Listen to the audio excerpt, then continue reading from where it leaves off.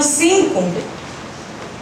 Vamos falar hoje de Acasias, rei Acasias. É tanto rei, né? E muitas vezes, né, os mais famosos conhece Salomão, Saul, Davi. Agora, quando começa a vir esses reis, né, Acasias, quem foi Acasias? E vamos aprender sobre ele. Mas antes vamos fazer a leitura bíblica. Então, como nós sempre fazemos, eu vou ler o primeiro e os irmãos me acompanham. Amém? Segundo Reis, capítulo 1, do 1 ao 8, depois do 13 ao 17.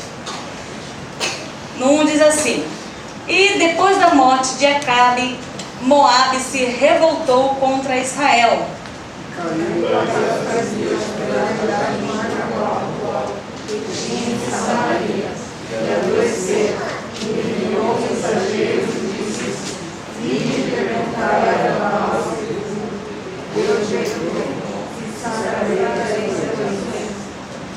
Mas o anjo do Senhor disse a Elias, o tisbita: Levanta-te, sobe para te encontrares com os mensageiros do rei de Samaria e dize-lhes: Porventura não há Deus em Israel, para irdes consultar a Baal-zebub, Deus de Ecrom?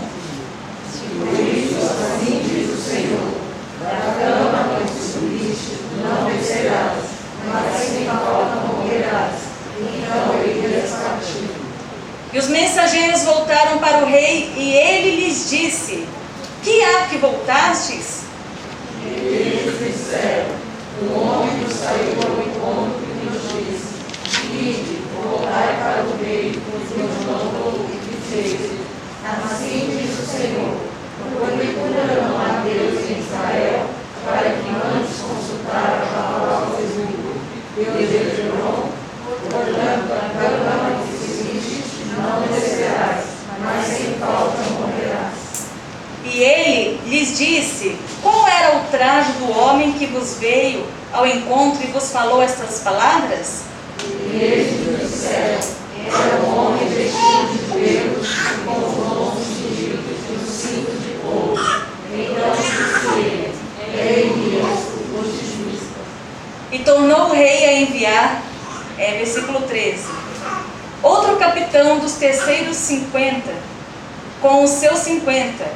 Então subiu o capitão de 50 e veio e pôs-se de joelhos diante de Elias e suplicou-lhe e disse-lhe: Homem de Deus, seja, peço-te, preciosa aos teus olhos a minha vida e a vida destes 50 teus servos.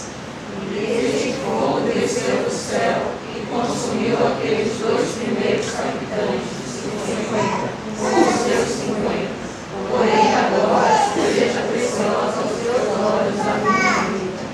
Então o anjo do Senhor disse a Elias: Desce com este, não temas. E levantou-se e desceu com ele ao rei. Ele disse: Assim diz o Senhor: Por que enviaste mensageiros a consultar a Baal-zebub e Ecrom? Porventura é porque não há Deus em Israel para consultar a sua palavra?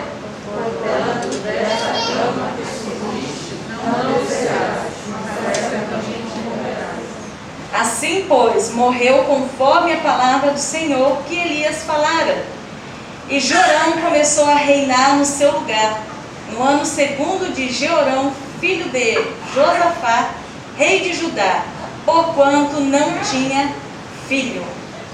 E aqui termina a nossa leitura e vamos chamar então o nosso irmão que vai estar ministrando a lição. Amém?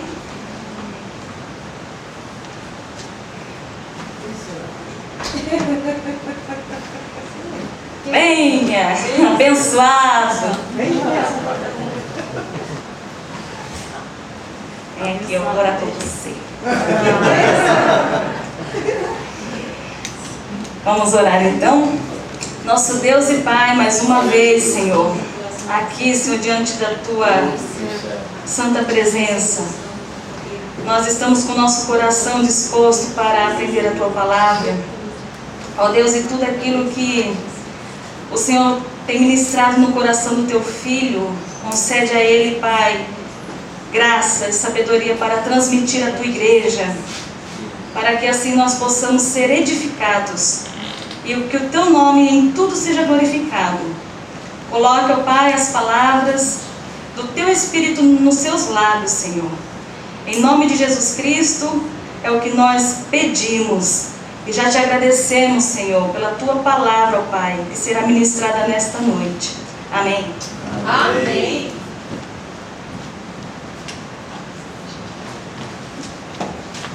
Ao Senhor, irmãos. Amém. Não pode se sentar. Nós já lemos a leitura bíblica desta noite. Hoje nós vamos falar sobre o reinado de Acasias. Mas antes, queria pedir para a irmã Lázaro passar aquela foto. Pessoal, oi?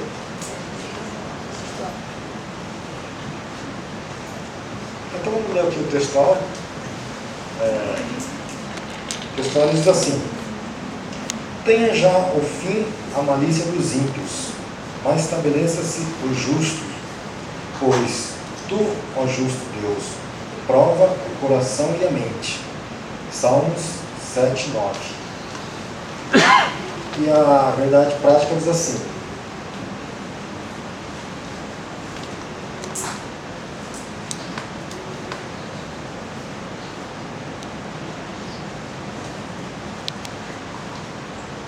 a coragem de Elias é exemplo de incentivo para os que são chamados a pregar e a exortar segundo a palavra de Deus, independentemente de classe, raça ou credo.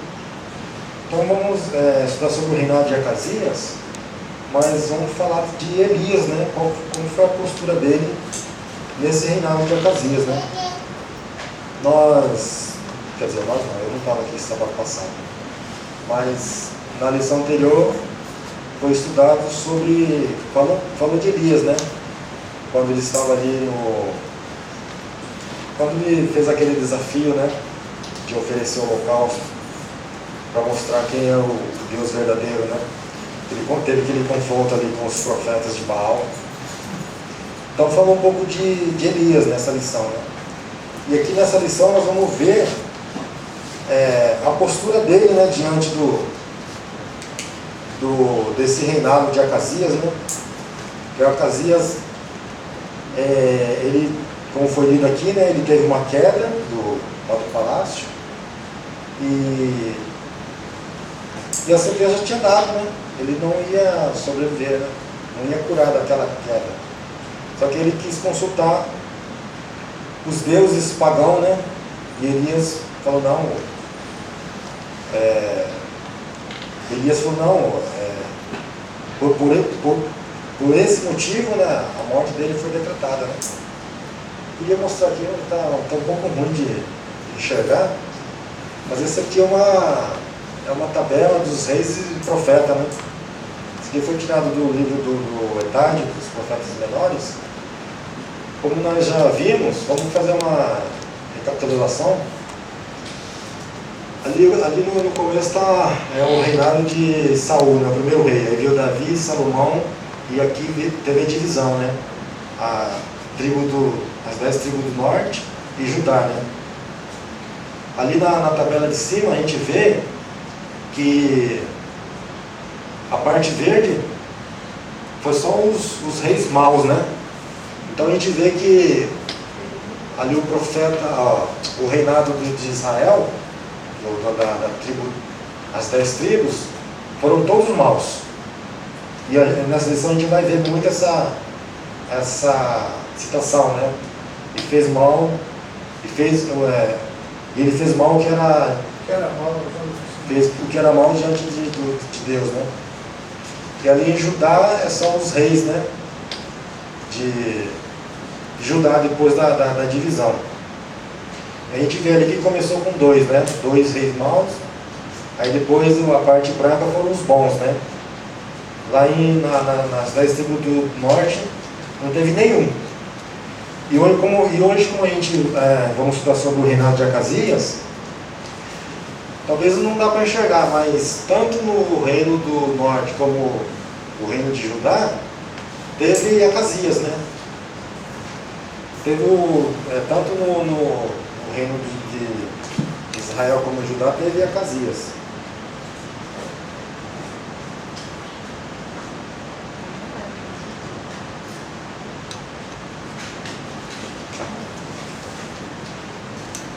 Ali no reino do norte, né? Começou com Jeroboão, depois teve Nadab, Bassá, Elá, Zine, Omri, Acabe, né?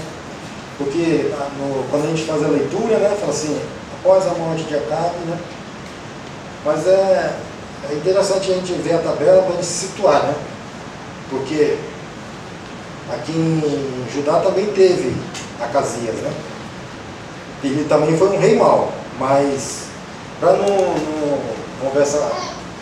ocorrer essa confusão, né, hoje nós vamos estudar sobre Acasias do Reino do Norte. Se os irmãos quiserem ver a citação de Acasias do reinado de Judá, está lá em 2 Reis, capítulo 8. Né? Ele também foi um rei mau.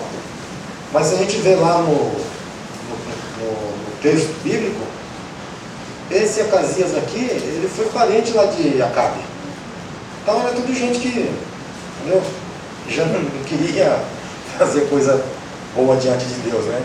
Então hoje, nosso estudo vai ser sobre o Acasias, o reino do norte, né? Então todos assim, né? O reinado de Acasias foi fortemente marcado pela idolatria, assim como o de seus antepassados. Após uma queda da sacada do palácio real, e consequente ferimento, Acasias cometeu um ato de infidelidade a Deus ao consultar Baal Zebub sobre o seu destino. O Senhor, através do profeta Elias, advertiu severamente o rei sobre esse gravíssimo erro, anunciando o decreto da sua morte. Como nós vemos, está lá em 2 Reis, capítulo 1, versículo 16. Aqui tem bom, isso que eu vou ler depois. Aí o primeiro tópico, né, o subtópico diz assim, né? O Deus de Acasias. Aqui está Deus minúsculo, né? Porque ele não servia o verdadeiro Deus, né? Que diz assim, né? Acasias era filho de Acabe e Jezabel. Vai vendo a duplinha de quem ele era, a dupla, né, dos pais dele, né? E foi sucessor de seu pai no trono de Israel. Acasias venerava o deus Baal Zebub, de Eprom, uma das 5 cidades dos filisteus, a sudeste de Canaã. Ao adoecer em razão de uma queda, enviou mensageiros para consultar essa divindade, a fim de saber se viveria ou morreria. Então nós já comentamos aqui, né? Acasias segue os passos de seus pais. Segundo o subtópico. O reinado de Acasias foi um dos mais difíceis para Israel. Ele é mencionado na Bíblia como um rei que fez o que era mal aos olhos do Senhor. Ele imitou Acabe, Jezabel e Jeroboão. No seu curto reinado de 2 anos, conseguiu superar a maldade dos seus antecessores. Para você ver, né? Como que estava denegrido. Acasias seguiu o péssimo exemplo de seus pais, que certamente não acataram o sábio conselho de Salomão. Instrui o menino no caminho que deve andar, e até quando envelhecer, não se desviará dele. O texto aqui é muito citado na igreja, né? Como se diz a respeito da educação dos filhos, né? Mas se a gente for por esse pensamento, ele seguiu direitinho, né? O exemplo dos pais, né? Mas fala assim que ele superou a maldade, né? Aí aqui tem o síntese do tópico 1, né? Os erros ou más conduta cometida por nossos antecessores não devem ser repetidas. Então, eu já vi, né? Já conheci pessoas, embora ele cresceu, né? Foi criado assim diante do... assim, viveu, né? Num local que ele tinha tudo para se perder, né? Mas essa pessoa se pôs, né, no coração e falou assim, não, eu não vou seguir o exemplo, né? O mau exemplo, né? Então, a pessoa viver no meio é um perigo, né? Muitos se entregam. Falam assim, porque eu também vim daquele lugar lá, que só tinha pessoas ruins ali, então... Mas isso não é desculpa diante de Deus, né? Diante da sociedade a gente até pode falar isso, né? Eu segui pelo caminho tortuoso da vida porque também eu só vivia lá, entendeu? Onde eu vivia era assim, então... Mas eu já conheci pessoas que falam, não, eu vim desse meio aí, mas eu decidi não ser assim. Então, como fala aqui, né, os erros e as más condutas cometidas por nossos antecessores não devem ser repetidas, né? A pessoa decide fazer o bem, né? E como eu falei aqui, né,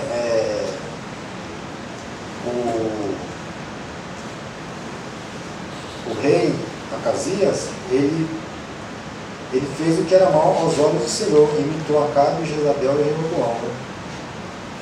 Então, para fazer jus ao nome que a gente dá a esse nosso encontro dia de sábado, que é um estudo interativo, né? Vamos fazer aqui uma interação, né? Queria pedir para algum irmão pegar um quadro que está lá na sala acho que está ali na cozinha. Vamos interagir, né? Alguns trabalharam hoje, né? Quem trabalhou aqui hoje? Hoje, na verdade, hoje era minha folga, né? Mas você sabe, né? Que pobre quando descansa carrega pedra, né? Aí ontem o chefe me convocou para ajudar a trocar pneu de caminhão, né? Nós trocamos um pneu de 6 caminhões, né? Só que eu só esqueci de um detalhe, né? Que eu não tenho idade, que eu tinha 20 anos atrás, né? Nossa, no final do dia, quando a gente estava trabalhando, o sangue estava quente, né? Aí quando eu cheguei em casa, eu parecia que tinha brigado com um urso. Eu tive até que fazer umas compressas para colocar aqui no ombro, que o negócio estava feio, hein? A vontade era ter ficado em casa. Mas graças a Deus, né? Tá bom. Queria perguntar para os irmãos, né? O que vocês acham que como aqui no subtópico 2 fala, né? E tem várias passagens aqui nessa lição que fala, né? Fez mal, não, o que fez era mal aos olhos do Senhor. Então vamos lá, irmãos. O que é mal diante dos olhos do Senhor? Idolatria?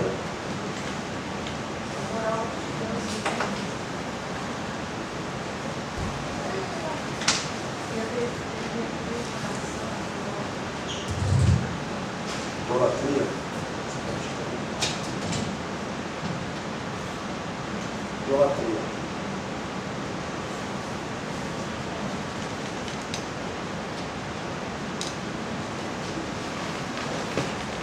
Mais algum irmão?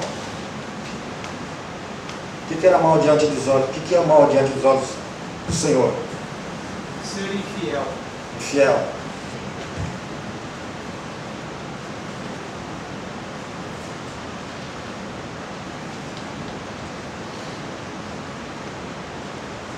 Infiel. O que mais? Mentira. Mentira? Mentira. Até o final dele assim. Caso eu não precise. Mentira? Quem falou mentira? Eu. Mentira.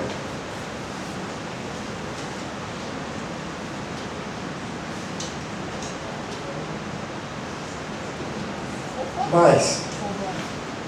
Hã? Desobediência?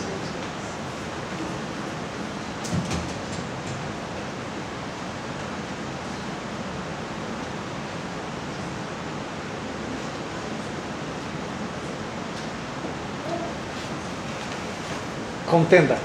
Contenda? Mal aos olhos do Senhor?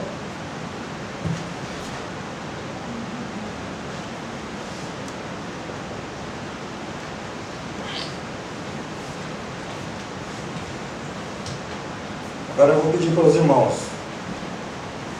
Quem falou em idolatria? Irmã Arlete. Vai lá em 1 Reis 11:6. Pode ler.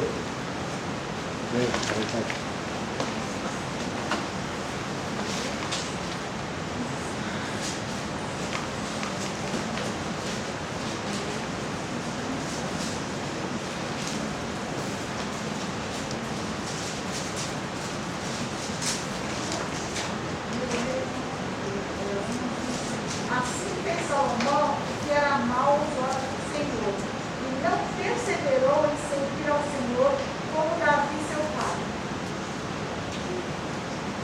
Vamos lá.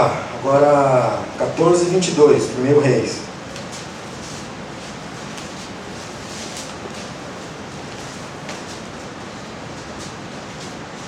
E fez Judá, o que era mau. Ah, não, perdão, irmã. Não, eu. Quem que falou infiel? Foi o Gonçalo. Sabe? Vai lá. Durante o reinado o povo de Judá falou primeiramente, a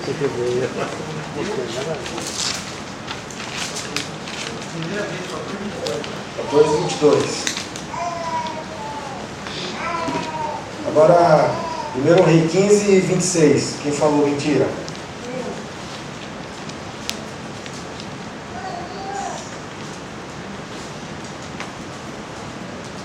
Reis? 1 Reis 15:26.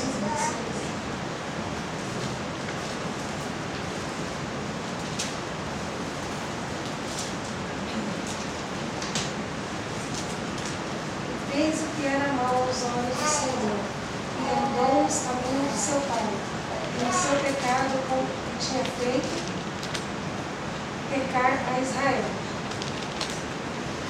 Ele está falando de Roboão, né? Filho de Salomão. Agora o 34. Quem falou desobediência? Vai lá. 1 Reis 15:34.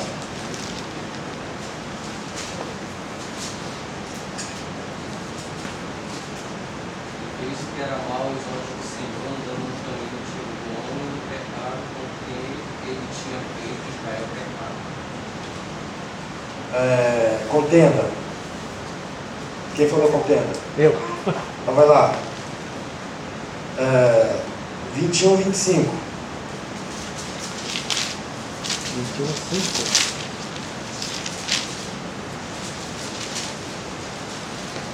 Primeiro Reis? 21:5? 21:25. Não tem 21:5. 21? 21:25. 25. Porém ninguém fora como Acabe, que se venderá para fazer o que era mal aos olhos do Senhor, porque Jezabel, sua mulher, o incitava. Então, somente até aqui. Para você ver, né? Cada um falou uma coisa, né? É lógico, tudo isso aqui, ó, é desobediência ao Senhor. Tudo isso aqui é mal diante dos olhos do Senhor. Mas aqui, todas essas referências falam que o povo estava numa idolatria. E isso aí era mal diante de Deus, né? Aí vocês podem falar, né? Não, mas nós cremos, já nós professamos nossa fé em Cristo Jesus. Nós não estamos na idolatria, né? Só que a idolatria é algo muito mais complexo, né? E se a gente olhar com os nossos olhos, com a nossa percepção, com a nossa régua, se a gente medir com a nossa régua, a gente vai achar que tá bom. Mas a lição aqui, ela dá muita ênfase aqui, ó, mal aos olhos do Senhor. Então a gente tem que sempre sabedoria a Deus, pedir discernimento, que Ele nos mostre, né? Que o Senhor revela o nosso coração, né? Então a gente sempre tem que estar nessa postura, né? Que eu olhando sobre a minha percepção, eu vou falar que eu estou bem. Não, eu estou bem, não faço isso que os reis do passado fizeram, né? Mas a pergunta que eu faço, será mesmo? Entendeu? Então vamos aqui para o tópico. Aqui tem um ponto central, né? Ó, a infidelidade leva o nosso relacionamento com Deus à ruína. Aqui no tópico 2. Elias desafia a adoração a Baal. A corajosa intervenção de Elias. O rei Acasias enviou seus emissários para consultar o falso deus Baal-Zebub. Mas o anjo do Senhor ordenou ao profeta Elias que se encontrasse com ele em Samaria e os exortassem com uma palavra dura. Porventura não há Deus em Israel para irdes consultar Baal-Zebub, Deus de Hebron? Isso aqui foi uma pergunta e uma advertência. Interessante que aqui o anjo apareceu para Elias para dar essa mensagem, né? Mas lá quando o Naamã ele vai diante de Eliseu, quer dizer, ele não foi nem diante de Eliseu, ele foi no rei, né? Para que curasse, né? Aí Eliseu falou uma coisa parecida com essa aqui. Ele falou assim: ah não, pode falar para ele vir, ele vai saber que Israel tem profeta. Então, parecido com o que Elias falou, né? Isso aqui nos mostra a convicção. Nós vamos ver aqui, né? Que Elias ele falava de uma forma assim assertiva. Ele falava: não, se eu sou servo do Senhor que ser consumido com fogo. Olha a resposta de Elias aos soldados do rei. Quando o rei ficou sabendo da profecia de Elias, enviou em 3 ocasiões diferentes um oficial com 50 soldados para conduzir Elias ao palácio. Mas nas 2 primeiras vezes desceu fogo do céu e consumiu todos os soldados e os seus capitães. Na 3ª vez, todavia, o capitão do agrupamento, temendo pela própria vida e pela vida dos seus soldados, ajoelhados, suplicou ao homem de Deus que lhe poupasse a vida, por bondade e misericórdia. O Senhor ouviu aquele sincero clamor e ordenou ao profeta que os acompanhasse até o palácio em segurança. Para vocês verem, né, que o capitão ele estava, como se diz, abaixo de uma ordem dada pelo rei, para ele e consultar o profeta, né? Quando eles encontraram Elias, falou assim: não, o que aconteceu com a primeira e a segunda? Foi queimado pelo fogo, né? E o terceiro aqui, ele já foi na postura assim, né? Foi se humilhando. E a vida dele foi poupada. Para você ver, né? Que o capitão aqui, ele, embora ele estava debaixo de uma ordem do rei, mas ele creu no Deus de Israel, né? E ele já foi se humilhando, né? Suplicou. Ele fala assim, que suplicou ao homem de Deus e que poupasse a sua vida, por bondade e misericórdia, né? O ministério de fogo. Elias pode ser chamado de profeta de fogo. Em 3 episódios do seu ministério, Deus enviou fogo do céu no Monte Carmelo com os profetas de Baal. No Monte Horebe, quando o Senhor visitou o profeta e se manifestou por fogo. Embora a presença dele não estivesse nesse elemento, e quando por 2 vezes o fogo desceu para consumir os soldados e seus capitães. Aqui o síntese do tópico 2. Servir a Deus e permanecer fiel requer coragem e determinação diante dos desafios das adversidades. Aqui tem um subsídio que diz assim, né? O terceiro capitão apresentou-se e colocou-se sob a misericórdia de Deus e de Elias. Não lemos que Acasias ordenou que assim fizesse. Seu coração teimoso é tão duro como sempre, tão indiferente ele é para que os terrores do Senhor tão pouco afetados com as manifestações da sua ira. E além disso, tão pródigo em relação às vidas de seus súditos. E que ele envia um terceiro com a mesma mensagem provocadora a Elias.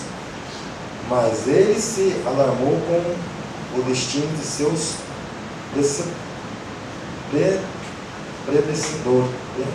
predecessores, os quais também caíram mortos ante seus olhos. E ao invés de intimar o profeta que descesse, caiu diante dele e implorou por sua vida e pela vida de seus soldados, reconhecendo seus próprios deméritos e o poder do profeta. Seja precioso os teus olhos da minha vida. Note, não se consegue nada lutando com Deus, e se for bem sucedido com Ele, será por meio de súplica. Se não cairmos diante de Deus, devemos nos curvar diante dele. E aqueles que aprendem a ser submissos com as fatais consequências dos outros, são sábios para o seu próprio bem. O que ele está falando aqui, né? Que o rei mandou o primeiro capitão, né? Mandou o primeiro e o segundo. E os dois foram consumidos pelo fogo, né? Mesmo diante dessa situação, ele mandou a terceira. Então, ele estava insistindo por algo que Deus já tinha falado.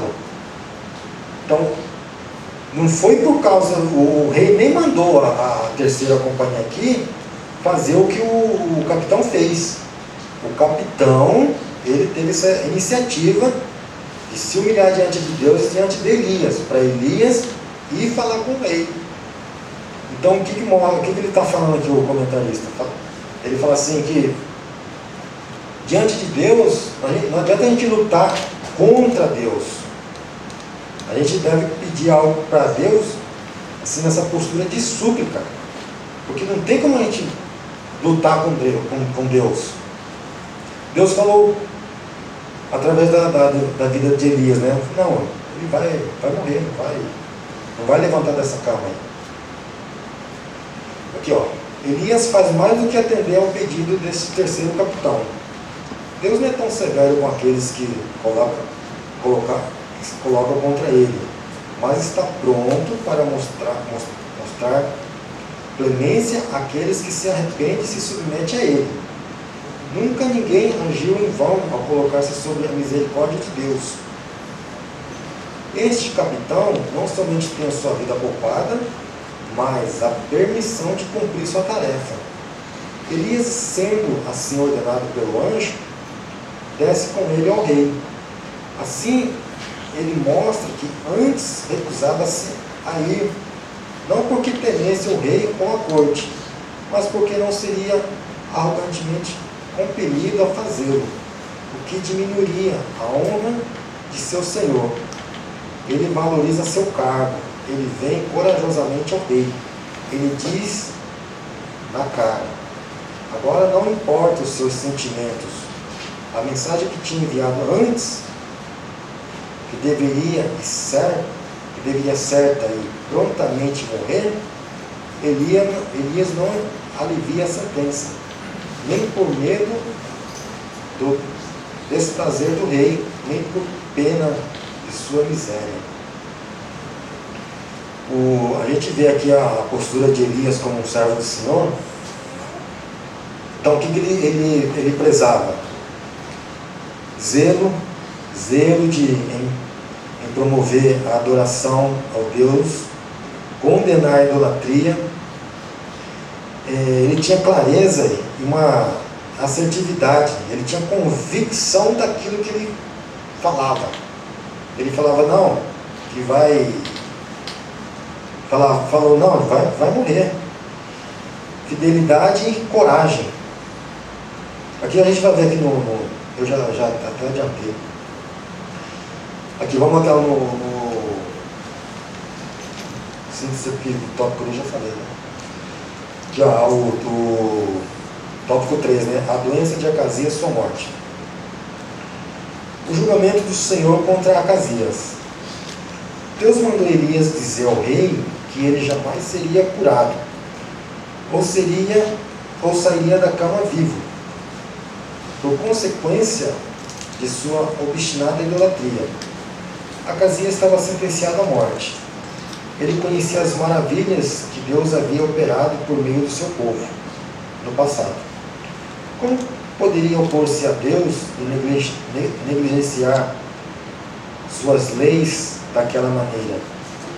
Deus não tolera a obstinação daqueles que ouvem sua palavra e permanecem com a vida deliberadamente entregue ao pecado. Então o que a gente aprende aqui? A gente aprende o seguinte, que na nossa vida, quando a gente conhece Jesus, entrega a nossa vida a Ele, a gente vai cometer alguns erros ainda. Mas o que a gente tem que ter no nosso coração é a convicção de quem nós somos diante de Deus e o que Ele é para nós. Então, mesmo após a conversão, ainda que a gente venha cometer alguns deslizes, mas aquele que tem a convicção de quem nós somos diante de Deus, quem Ele é para nós, se arrepende diante dEle e Ele está pronto para perdoar. Aqui a postura do rei, ele pecou e insistiu naquele pecado. Ele foi consultar o profeta. O profeta cadê? Baal Rebud.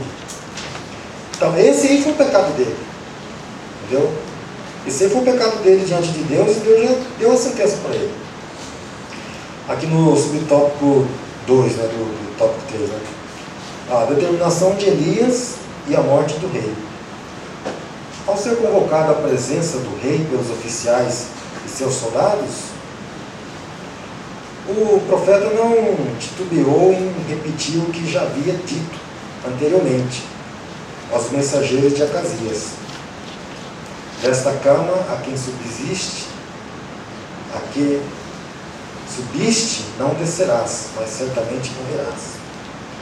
Provavelmente o acidente ocorrido com o rei afetou a sua mobilidade, e a falta de medicina adequada na época não lhe proporcionou uma boa recuperação. Independente disso, a palavra de Deus dada ao profeta Elias se cumpriu, e o rei faleceu. Fala assim, quando Elias chegou na frente dele, nem titubeou em repetir, né? Mas a sentença já estava dada. Aí aqui no subtópico 3, assim, as qualidades de Elias, né? Ó, nesse episódio, várias qualidades de Elias são percebidas, tais como, a postura do profeta, do Elias, diante de Deus.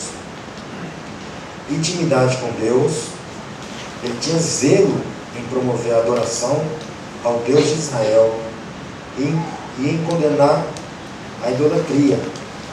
Ele tinha esse zelo, né, de promover a adoração. Tanto é que ele fez aquele desafio, né, com os profetas de Baal. Então, ele tinha essa intimidade com Deus, ele tinha esse zelo. Ele falava com aquela convicção, né, assertividade. Aqui, ó.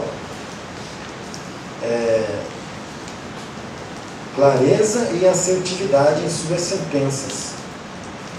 Fidelidade e, além de tudo, é o que mais uma postura dele, ó, coragem. Ele falava com a coragem, né? Ele foi diante do rei, não porque, aliás, antes ele não ia na presença do rei, não porque ele tinha medo. E ele só foi porque o terceiro capitão suplicou, né, para que ele poupasse a vida dele e que ele fosse, né, falar com ele, né? Ainda hoje o Senhor busca homens e mulheres que sejam corajosos e obedientes a fim de serem usados por Ele em sua grande obra. Assim diz aqui no tópico 3. Os pecados constantes e a falta de arrependimento podem nos levar à morte física ou espiritual. Essa morte física aqui, às vezes a gente procura, porque tem muitas pessoas que a gente já ouviu, né, vários testemunhos, né, na nossa vida, no nosso caminhar, né, na fé. O pastor Vinaldo também já citou várias vezes, né, que tem pessoas no leito do hospital que ele, após ouvir a mensagem, aceita, né, e parte, entendeu? Então, essa morte física que fala aqui, se a pessoa encontrar, ela tem a morte física em decorrência de um pecado que ela cometeu, mas se através dessa doença que ela teve a oportunidade de conhecer o Senhor, foi uma bênção para ela. Agora, o pior é esse aqui, ó, morte espiritual. Então, mesmo a pessoa estando vivo, se ela tem essa postura aqui de morte espiritual, a morte física vai ser só um detalhe. Como o profeta aqui, na verdade, ele espiritualmente já estava morto diante de Deus. Entendeu? Então, ele estava, como que se diz, querendo a cura, né? Mas ele foi consultar o Deus errado, né? Então, se ele tivesse uma postura de arrependimento diante de Deus, assim, de coração, talvez a sorte dele seria mudada, né? Talvez Deus salvaria, né? Aqui o subsídio, né? Tá aqui. Quando deu uma séria queda a Acasias, olha só, ignorou a existência de Elias e enviou mensageiros que consultasse Baal-zebub em Ecrom. Elias interceptou esses mensageiros com a solene advertência de que Acasias não se recuperaria. Após diversas tentativas para capturar Elias, tentativas essas que foram ressachadas, o profeta foi conduzido diretamente à presença do rei, tal como fizera no caso de Acabe, seu pai. Elias advertiu pessoalmente a Acasias de que o juízo divino lhe sobreviria, porquanto ele prestara honras a deuses pagãos e ignorara o Deus de Israel. Talvez essa tenha sido a última vez que Elias compareceu à presença de um rei, porque não se faz menção alguma de associação com Jorão, rei de Israel. Então, como eu falei, né, o pecado de Acasias, como fala aqui, né, não só dele, mas como os outros reis, que diz, aqui a conclusão: o reinado de Acasias foi marcado pela idolatria e infidelidade para com Deus. Que a lição dá muita ênfase, né? Fez mal, fez o que era mal aos olhos do Senhor. Ó, ele fez o que era mal aos olhos do Senhor, ao consultar outros deuses sobre o seu futuro. Era idólatra e infiel para com os mandamentos de Deus. Isso aqui é bom a gente rever, né? Como está a nossa postura diante de Deus. Elias foi o profeta que confrontou as transgressões de Acasias, e por esse motivo quase foi preso. Todavia, seguiu em frente cumpriu sua missão e honrou a Deus. Amém? Foi rapidinho, né? Passou lá. Pastor Inácio? Ou faz o questionário? Pode fazer? Vamos aqui para o questionário? A respeito de o reinado de Acasias, responda. Qual o Deus de Ecrom Acasias venerava? Qual foi a advertência que Deus fez ao rei Acasias através de Elias?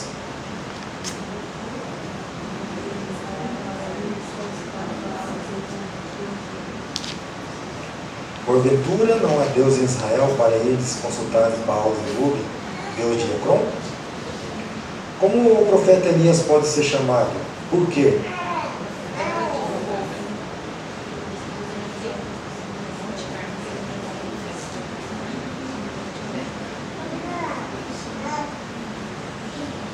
Elias pode ser chamado de profeta de fogo. Em 3 episódios do seu ministério, Deus enviou fogo do céu. Cite algumas qualidades do profeta Elias.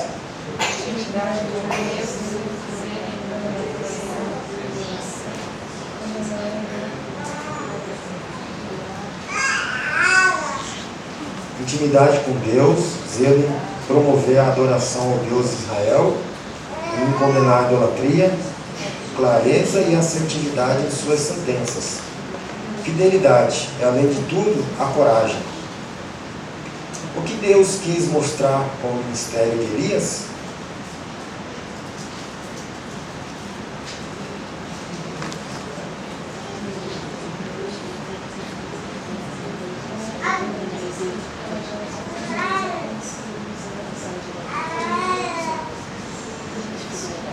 Que o Senhor é o Deus, é o verdadeiro Deus, e que Ele tem controle sobre tudo e abomina a adoração a falsos deuses.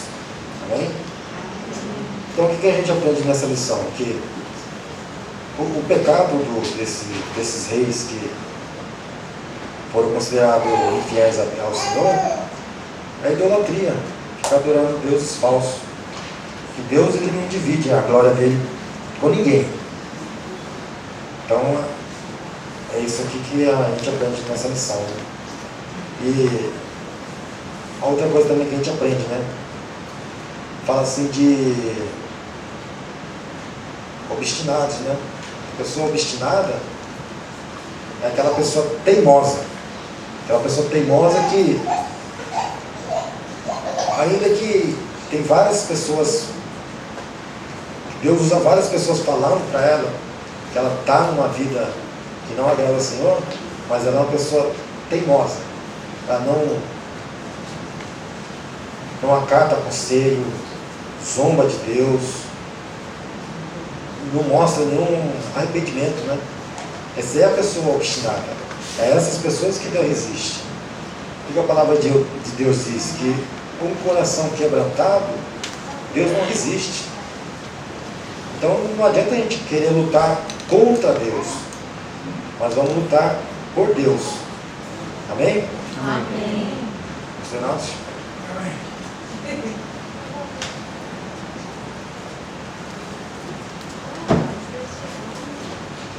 Glória a Deus. Paz do Senhor, meus amados. Interessante, né? Gira, todos os estudos que se faz, acabam em quê? Obediência.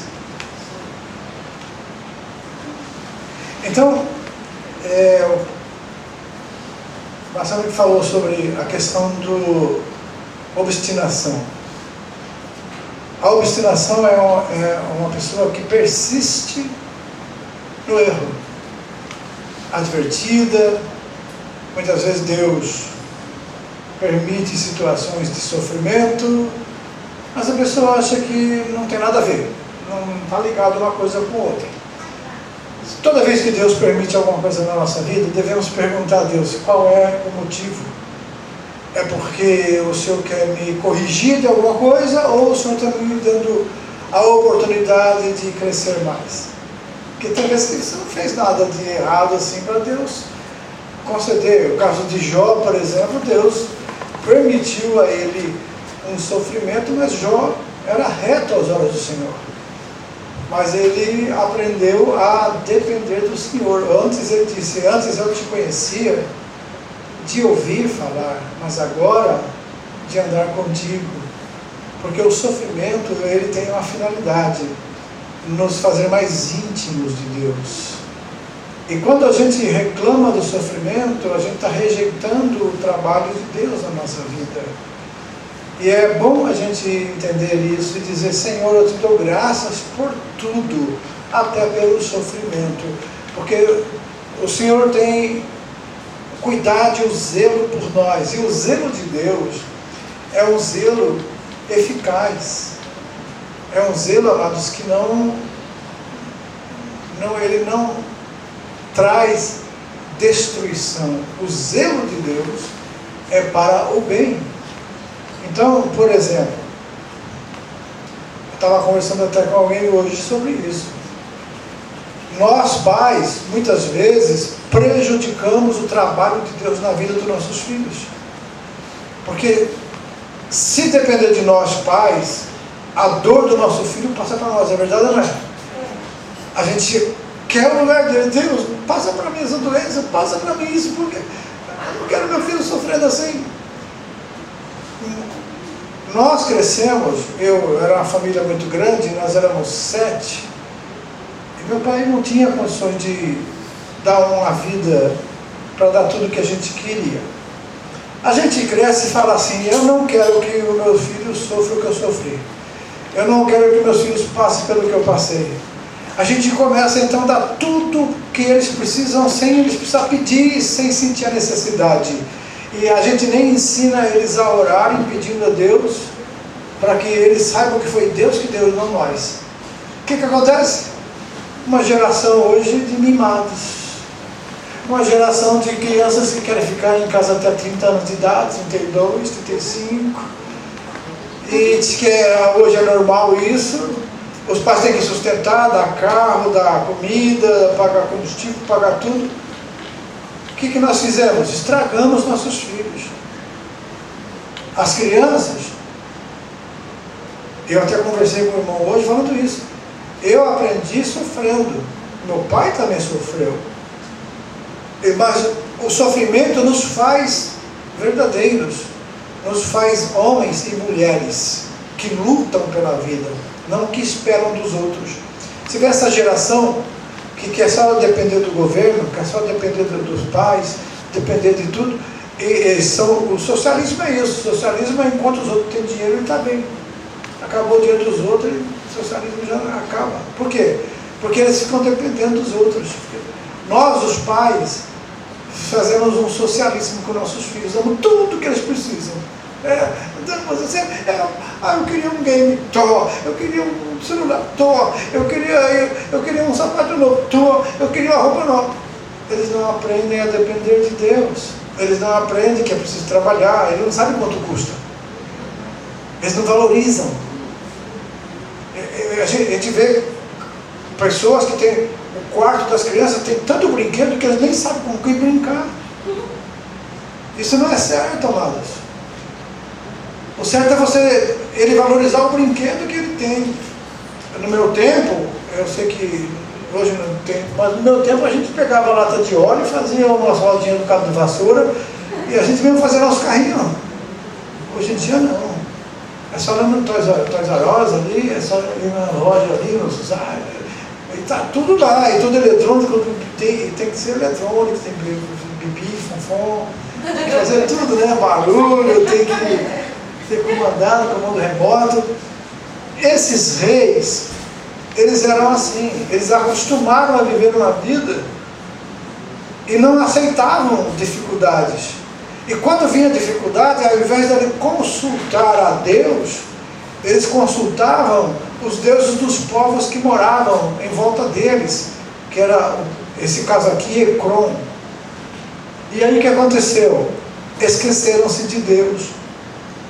O problema maior, amados, de nós mimarmos nossos filhos, que nós nos tornamos o Deus deles. nós nos tornamos o Deus deles. Tudo que eles querem, pai, mãe. Não é? Aí o certo é você dizer, olha, vamos orar. Vamos orar para ver qual é a vontade de Deus. Peça a Deus. E aí você vai ver como seus filhos vão aprender a depender de Deus, ao invés de depender do Deus, você. Pai e mãe tornaram-se deuses. E aí, isso tudo porque a gente olha para trás. Eu não quero que meus filhos passem pelo que eu passei. Mas você se tornou um homem, uma mulher lutadora, uma mulher que valoriza tudo que você tem. É verdade ou não é? Agora, os filhos hoje não estão valorizando não, amados. Eu quero um carro, eu quero um tênis da Nike. Mas desse modelo eu não quero daquilo mais caro. É verdade, não é, Miguel? Então. Aí a gente vai e compra, porque a gente pode. Mas não é questão de poder, é questão de valorização. Você pode, mas ele tem que sentir quanto custa. Ele tem que saber que isso sai de suor, sai de trabalho, não aparece, não tem uma árvore no fundo do quintal que você vai lá e pega as moedas e dá para ele, pega o dinheiro e dá para ele, vai comprar as coisas, não. Acasias, ele sofreu esse problema. Ele se tornou um rei obstinado. Ele já não aceitava mais que Deus desse as ordens para ele. E ele começou a criar o sistema dele. E todos os reis de Israel foram ruins. Porque primeiro, começou lá no início, começou errado o reinado de Israel. Por quê? Quando as 10 tribos se separaram, eles já não vieram adorar em Jerusalém. Eles criaram para ele deuses, bezerros, e diziam que quem adorasse aquele bezerro estava adorando a Deus, para que o povo não fosse para Jerusalém adorar. Muitas vezes é isso que está acontecendo, amados. Nós criamos deuses dentro de casa. Nós somos. E tem que ter orgulho. Graças a Deus, eu posso dar para o meu filho tudo que ele quer.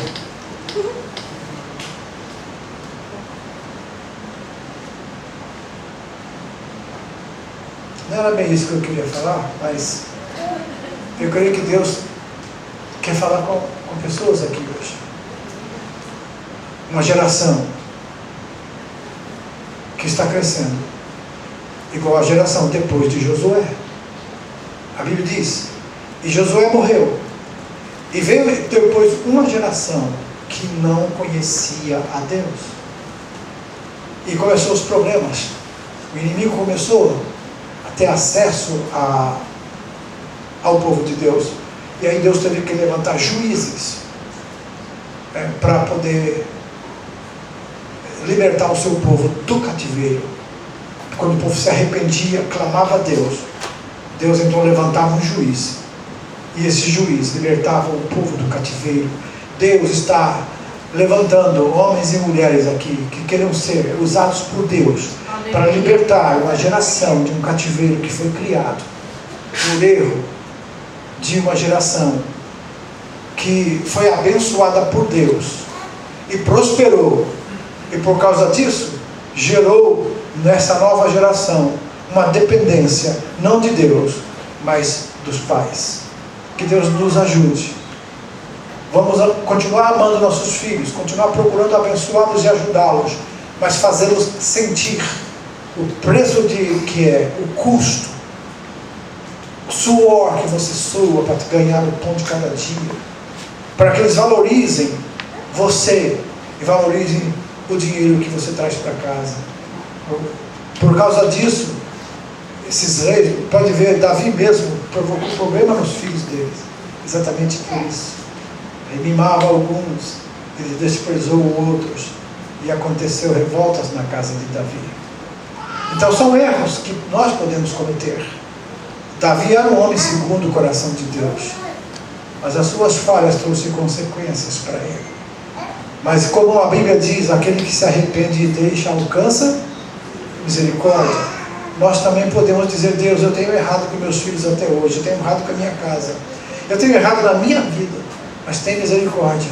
Eu não quero nenhum outro Deus na minha vida a não ser o Senhor. Aleluia. Pastor, dessa lição, mas falar sobre amor, mas ele é justo, né? Justiça, né? É amor. E justiça. Quem ama, disciplina. Ah, Quem ama, castiga. castiga. Deus disse, eu disciplino e castigo a todos quanto eu amo. Deus, Ele é amor. Ele não tem amor, Ele é. Então o amor é perfeito, porque o amor traz sempre para o rumo certo. O amor não é aquele que permite, né? Faça o que você quiser. Não, o amor diz, o certo é esse aqui. A firmeza. Porque quando você libera, aí não é amor, aí é frouxidão. Aí cada um vai para o seu lado.